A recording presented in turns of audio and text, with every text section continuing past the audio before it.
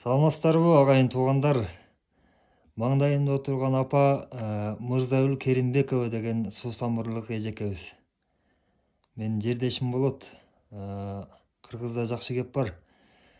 Атам өлсө да атамды көргөн өлбөсүн дейт. Ошол кадимки Кожомкул атабызды өз көзү менен көрүп калган. Окуяларын кайсы бир деңгээлде билген инсан маңдайыбызда отурат. Анан конокко келип калыптыр менин кабинетиме. Ошолорду видеого түшүрүп калайын деп. Мурда китепке кийридим эле, мындай видеого да түшүрүп коеюн деп атам да. Андан тышкары өзү да ыр жазат, ырдайт, ырын окутабыз, ырдатабыз дегендей. Алгач эжеке, ошол Кожомкул атабызды алгач ирет, биринчи ирет көрүшүңүздү жана окуяларын айтсаңыз. Көрдүм да.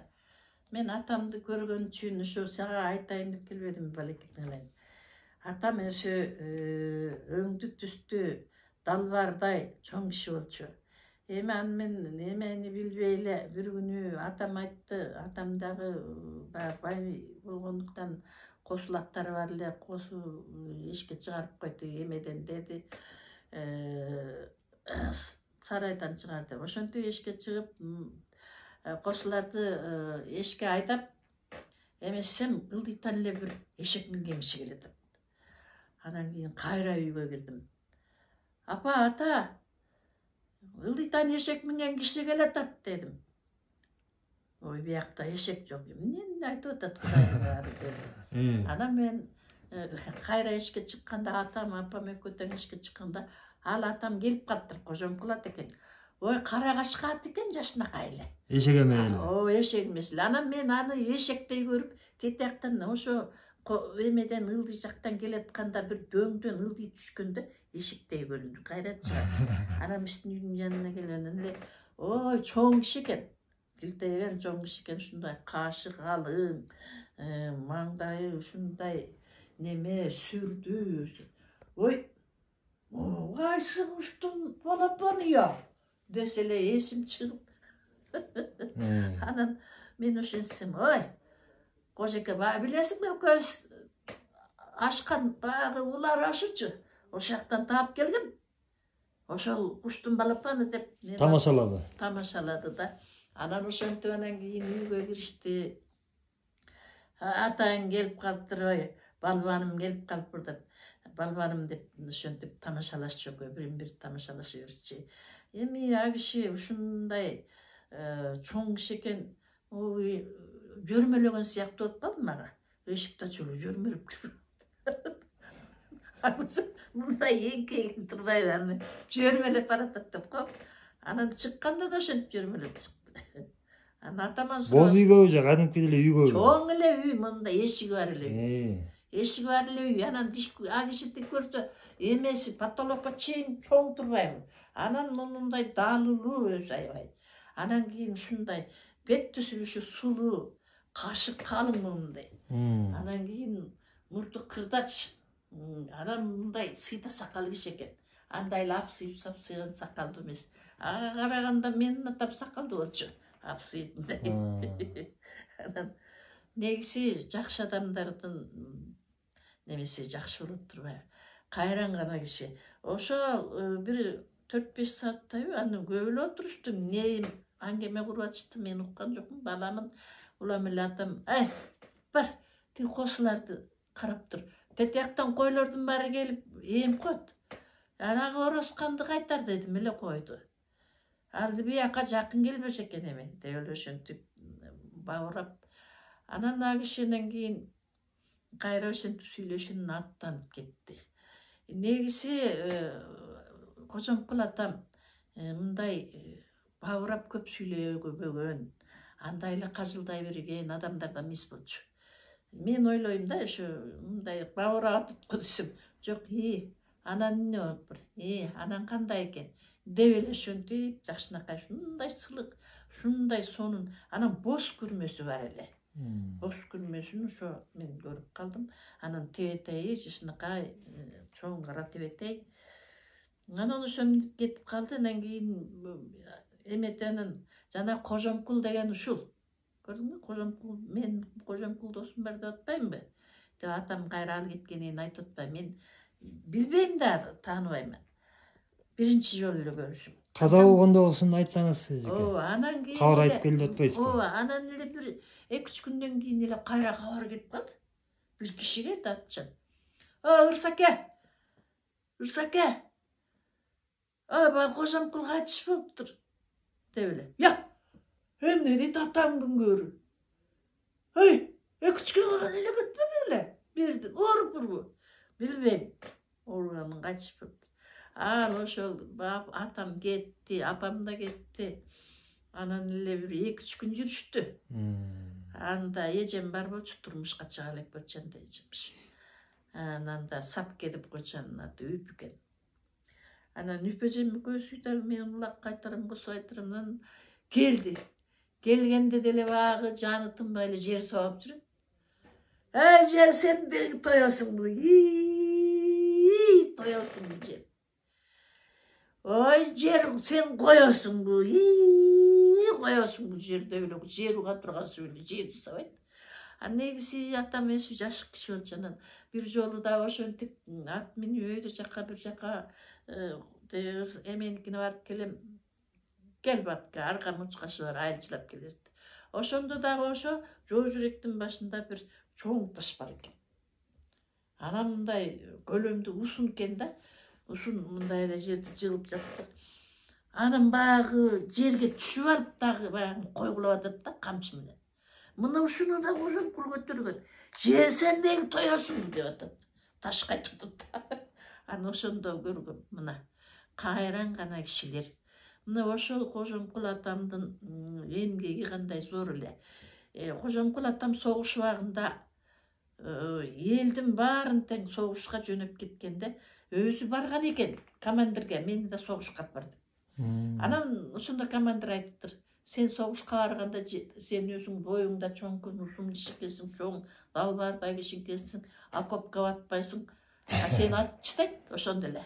Андан көрө сен элиңди, жериңди гүлдөтө бер. Барабы. Бар элиңе башкарма бол. Асыр аялдардын баарын тең. Ошентип анан Кожомкулду кайра жөнөтүп ийген экен. Кожомкул ошондо кейген дейт. Атаң көрүп барып бир немисти биягыма, бир немисти биягыма сүзүштүрө берет элем деп. Эл айтчаны, эл күлдүрүп. Андай да бар, байкуш Кожомкул атамдын чоң анекдоттору бар. Экиден диши кармап. Ошентип анан Кожомкул атам анан ошо жылы эле кайтыш болуп калды окшойт. Анан бир ошентип эле атам байкуш жер сабап ошентип жүрүп анан кийин Кожомкул эметти. Анан эми Кожомкул жөнүндө сурадым. Ушундай жакшы адам эле башкарма болуп өттү, сельсовет болуп өттү, элди неметти. Жана көпүрөлөрүн көрүп калдыңызбы сиз? Көпүрө, баса ага деген мен чоң атам баса. Чоң ана айтпай калдым. Аны билем мен. Бийнасар деген уста бар болчу илгери. Мен көргөн жокмун, калп эле. Бирок атам айтчу да, Бийнасар келиптир. Мени Кожомкул чакырып атат. Кожомкул кече кетип баратып, тиги Молдокулга айтып кетиптир. Молдобек айтып кетиптир, Ырсалы келсин деп. Өгүсүн ала келсин деп айтты деп. Анан ошентип өгүстү алып барышып, анан кийин ошол тетиги кайда анан карагай арчаларды жыгып, жанагы жумгалга кетчи көпүрөнү ошо Кожомкул салдырткан. Бийнасар деген устаны алып келип, жумгалдык болот экен Бийнасар. Анан ошо Бийнасарды алып келип, анан кийин ошондо Кожомкул менен кошо Бийнасар уста жакшы киши деп атам айтчу. Мен көргөн жокмун, калп эле иманды жеп эле. Ошондо Молдобек, Алыбек, Чачтыбек, жанагы силердин эле айылыңардагы Чачтыбек, Келдибек деген бүт бар ошол убактарда жигит болсо керек да.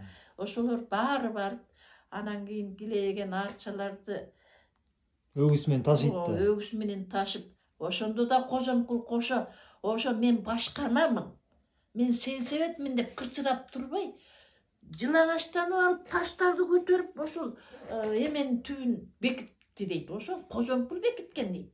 Атам айтып калчу.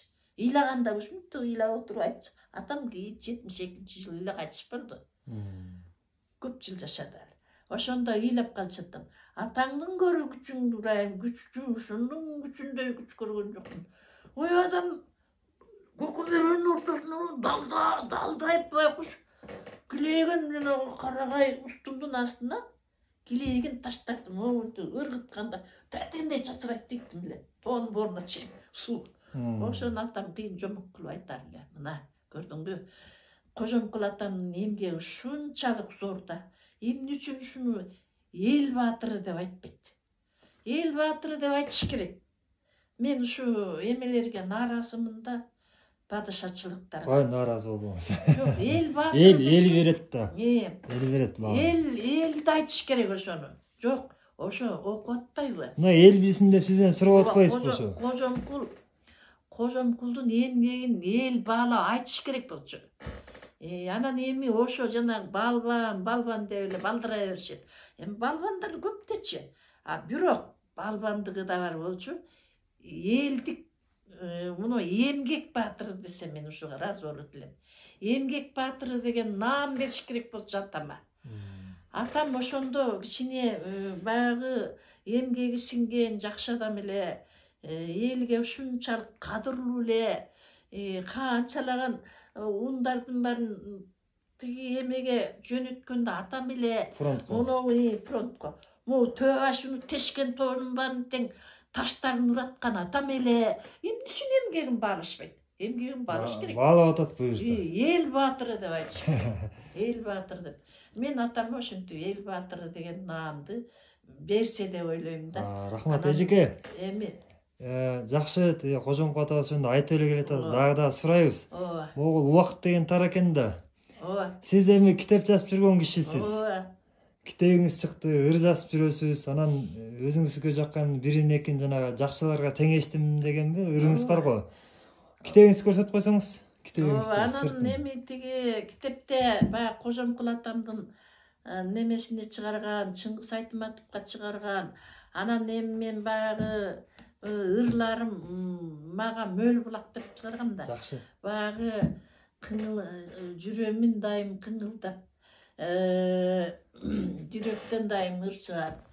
Жүрөктөн чыккан ырларым өсмө дайым мөл булак деп. Ушу мөл булак деген эмени койдум да. Жакшы, жана ырыңызды айтыңызчы эжеке. Анан кийин ошо баягы өзүм билимдүү эмесмин да. Мен ошо бир чал кемпир багып алып 11 жашымда окуптурмун. 11 жашымда окуганда баягы өзүмдүн чинекей болуп калганым эле каракчыдай болупчу. Баягы боюм кичикей болуп калгандыгым үчүн эле, арыктыгым үчүн эле ошол жанагы 8-9 жаштагы балдарга тегелип калсам 11 жашымда. Анан ошону айтып калчу апам. Ошо барып өзүмдүн төрөгөн апам барып анан талашпадыбы. Кызымды бергиле мен окутам деп. Кыздар окуганда эмнени жыргатмак эле дебеди ушул ыр салатып. Кыз эмне күйөөгө тиет. Окуп алып эмне падыша болуп эле. Эмне болот? Апам өкүрүп бакырып ыйлап, анан кийин мени алып келип окуткан. Ошондо 11 жашымда окудум. Жана айтып аттыңыз эле. Анан ошон үчүн жана 8-класста өтүп, анан ошон үчүн жанагы мен билимдүү эмесмин деген ырым ошондон чыгып атпайбы? Мен билимдүү, мен мугалим эмесмин. Бул дүйнөгө бир жаралган белекмин. Жаратканым жүрөгүмө ыр куюп, ырым менен жакшыларга теңештим. Ыр жандуумун, бирок акын эмесмин. Ырым менен ырчыларга теңештим. Ырларымды эл журтума тартуулап, ырым менен акындарга теңештим. Болгону мен балдарыма энемин. Жаш күнүмөн ырды ырдап келемин. Ырлар мага таалай берди, бак берди. Ырым менен эл аралык конкурсту жеңгем деп дилдатып. Болсун. Жакшы эжеке. Конкурсту эмне болуп жеңди дебейсиңби? Мен өзүм жанагы ыр эле чыгарбайм, огондуу ырларды да ырдайм да. Анан ошондо Алымкан деген ырды ырдап, ошо менен конкурсту жеңип алгам. Сөзүңүз каралды эжеке. Түшүнүктүү. Ошондон бир сөз алып бериңизчи, эл күтүп калат. Да, ырдайт экен бир ырдап берсе деп. Алымканды ырдап берейинби? Ооба. Алымкан атка бер салган дейсин.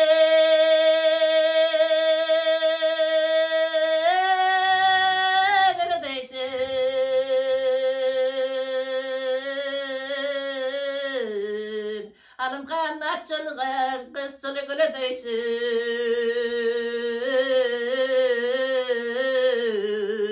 Bir günü var, bir günü soğuk.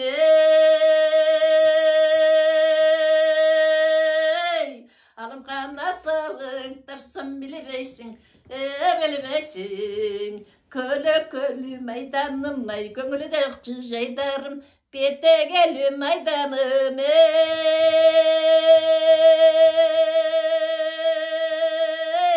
Alım kampele ver, jakşı jaydarım, o jaydarım. Bu kardın kana tosun,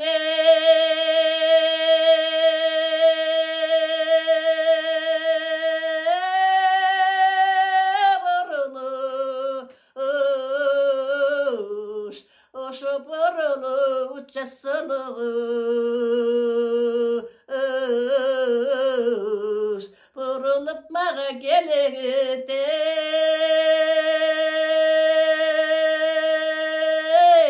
Hanım kammunduğa salvay kayaniş O kayaniş Ay okuyayım улантырыңыз. Эч нерсе эмес. Neler üçüncüsünü tutalım mı? Kaşkardın kana tosun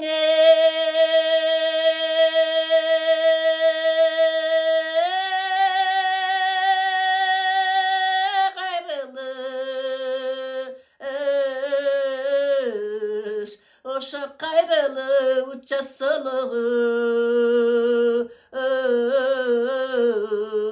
Gayrılıp mağa gelegedi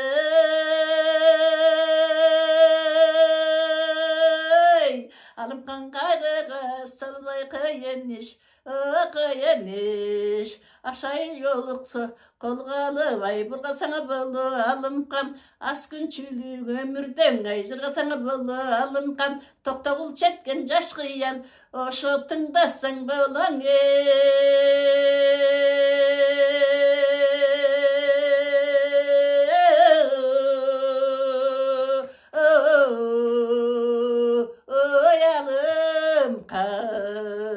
Toktavul çetken jaşkıyan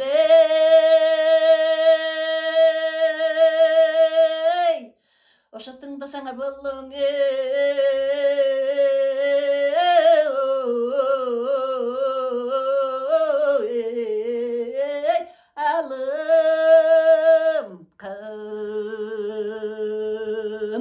Ай, бар болуңуз эжеке. Ден соолукта болуңуз, оорубаңыз.